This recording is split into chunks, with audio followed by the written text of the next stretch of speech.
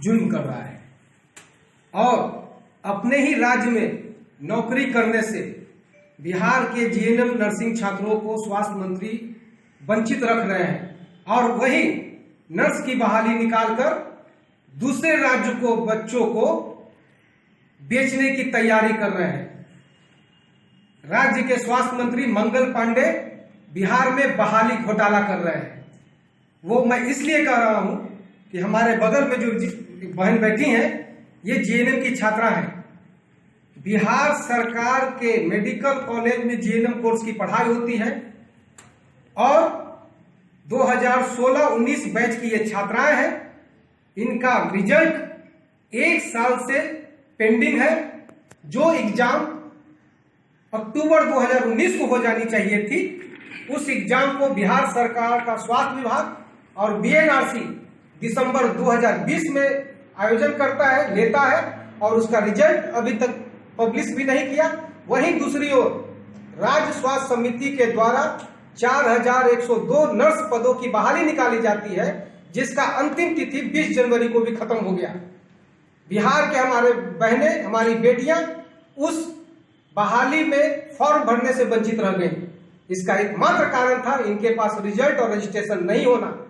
वहीं दूसरे राज्य के बच्चे, उत्तर प्रदेश, बंगाल, उड़ीसा, राजस्थान के बच्चे इस बहाली को भरने के लिए फॉर्म भर रहे हैं।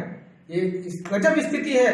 हमारे ही राज्य के अस्पतालों में नर्स की बहाली में हमारे ही जीएनएम कोर्स की बेटियों को वंचित करने वाली है सरकार के पास। ये हमारे छात्राएं मंगल पांडे से मिली, स्वास्थ्य मंत्री से मिली, यहां तक कि 19 तारीख को मुख्यमंत्री सचिवालय में प्रदर्शन किया, लेकिन ये बहरी सरकार ने इनकी बातों को नजरअंदाज किया है। अंत में हम लोग कोर्ट जाने की तैयारी कर रहे हैं और सरकार को किसी भी कीमत पर यह बताना होगा कि बिहार के ये बहाली घोटाला क्यों किया जा रहा है मंगल पांडे के द्वारा। और नीतीश जी इस पूरे मामले में चुप्पी साधे हुए हैं। यही सिचुएशन 1 साल पहले बिहार तकनीकी आयोग के बहाली के समय भी हुई थी। नीतीश की सरकार ने 3 महीना तक बहाली को एक्सटेंड किया और 2015-18 बैच के सारे छात्रों के रिजल्ट पब्लिश किया, रजिस्ट्रेशन दिया। उसके बाद आज के तारीख में 7,000 के तकरीबन जो बच्चे हैं, जो लड़कियां हैं, आज सरकारी अस्पतालों में नौकरी कर रहे हैं। वही 2016-19 के बच्चों को इस बहाली से वंचित रखा जा रहा है। बिहार के नर्स के सीट को मंगल पांडे दूसरे राज्य के बच्चों को बेच रहे हैं। ये मेरा सीधा आरोप है उन पर। सर, ये रजिस्ट्रेशन आखिर जीएनएम की छात्राओं को क्यों नहीं मिला, इसके विषय में क्या कहना चाहेंगे? ये तो सेशन 1 साल लेट है। ये तो इसके बारे में तो सरकार बताएगी, हम लोग क्या बताएंगे। जीएनएम एक ग्रेड का रिजल्ट जिसका हो गया था, कोरोना के चलते जो है उसको पेंडिंग कर दिया जिसका कि आज तक काउंसलिंग नहीं किया। ये सरकार की विफलता है और हमारे बिहार के बच्चों के साथ, उनके भविष्य के साथ बिहार का सरकार, स्वास्थ्य मंत्री लगातार खेलते आ रहे हैं। क्या चाहते हैं सर? हमारी मांग है, सरकार से मांग है कि अभी भी बहाली की अंतिम तिथि जो 20 जनवरी को खत्म हुई है, तब तक के लिए बढ़ा दिया जाए जब तक इनका रिजल्ट और रजिस्ट्रेशन न मिल जाए। अंत में अगर सरकार नहीं करती है तो हम लोग न्यायालय में हम लोग जाएंगे। आप क्या कहना चाहती हैं इस मुद्दे को लेकर? सर, हम यही कहना चाहते हैं कि हम लोग बिहार के स्टूडेंट हैं और बिहार की वैकेंसी है, तो जब हम लोग का बिहार है और हम लोग इसमें अप्लाई नहीं करेंगे, वैकेंसी जो आई है, तो फिर इसमें वैकेंसी निकाली ही क्यों है सरकार? तो ऐसा क्यों किया जा रहा है कि आप लोगों को ही अप्लाई करने के लिए मना किया जा रहा है? क्योंकि हम लोग का रजिस्ट्रेशन और रिजल्ट दिया ही नहीं इन लोगों ने। हम लोग का एक तो एग्जाम इतना लेट लिया है, 2019 का एग्जाम 2020 के दिसंबर में लिया है। उसके बाद फिर अभी तक रिजल्ट भी नहीं दिया और पहले वैकेंसी निकाल दिया है। इसके पहले जब हम लोग अपना एग्जाम के लिए फाइट कर रहे थे तो मंगल पांडे जी से बात हुई थी, तो उन्होंने खुद कहा था कि बेटा जब तक तुम लोग का रिजल्ट और रजिस्ट्रेशन नंबर नहीं आता है तब तक हम नेक्स्ट वैकेंसी नहीं निकालेंगे।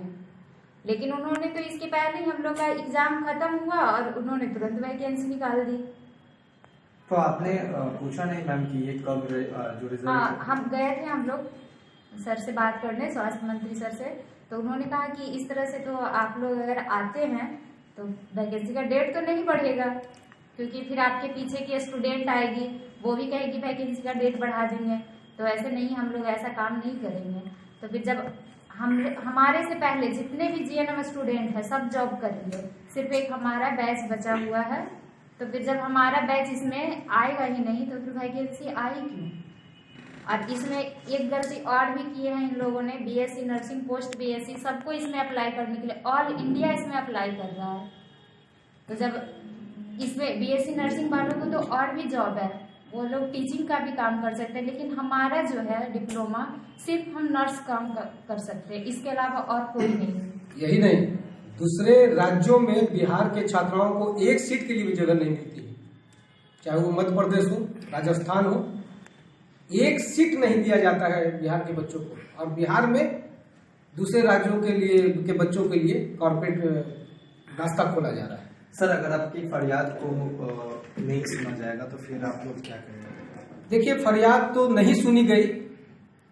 मुख्यमंत्री सचिवालय से लेकर स्वास्थ्य मंत्री और स्वास्थ्य सचिव तक हम लोगों ने फरियाद किया और जीएनएम छात्रों के साथ मैं लगातार संघर्ष में हूँ। अंत में आज के प्रेस वार्ता के बाद हम लोग कल जो है न्यायालय में हम लोग दाखिल करेंगे इस बहाली के खिलाफ और सरकार से पूछेंगे कि जीएनएम के छात्रों को बहाली से वंचित क्यों रखा जा रहा है। लगभग कितने संख्या में छात्र छात्राएं हैं जीएनएम की जिनकी रजिस्ट्रेशन और रिजल्ट अभी तक के? लगभग हमको लगता है कि 1500 के आसपास स्टूडेंट होंगे सर, प्राइवेट गवर्नमेंट दोनों मिला के। गवर्नमेंट सेक्टर के जो हैं उनके साथ भी यही प्रॉब्लम आती है। लगभग 400 स्टूडेंट ही हैं गवर्नमेंट सेक्टर की बस। मैम, आप क्या कहना चाहेंगे?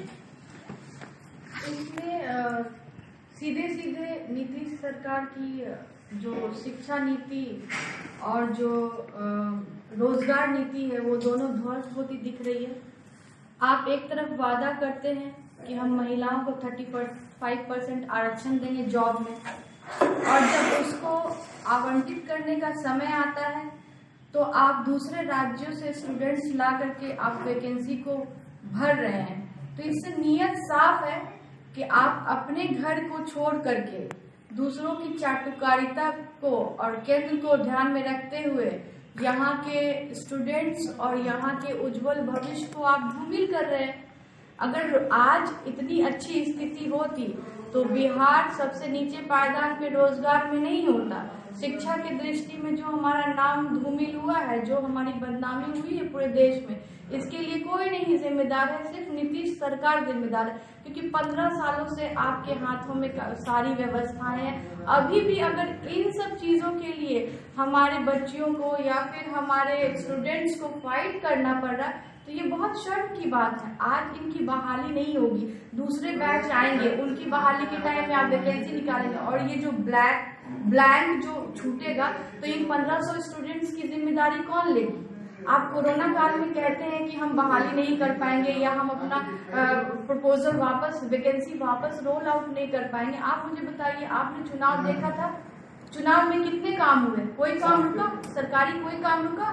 कितने नियम कानून बदले गए? कितने, सब कुछ संभव है, लेकिन आम जनता के लिए ये संभव नहीं है कि सरकार उनके विषयों को लेकर के गंभीरता से विचार करे। सीधे सीधे लापरवाही है और इच्छा शक्ति की कमी है बिहार सरकार की, जिसको हम नकार नहीं सकते।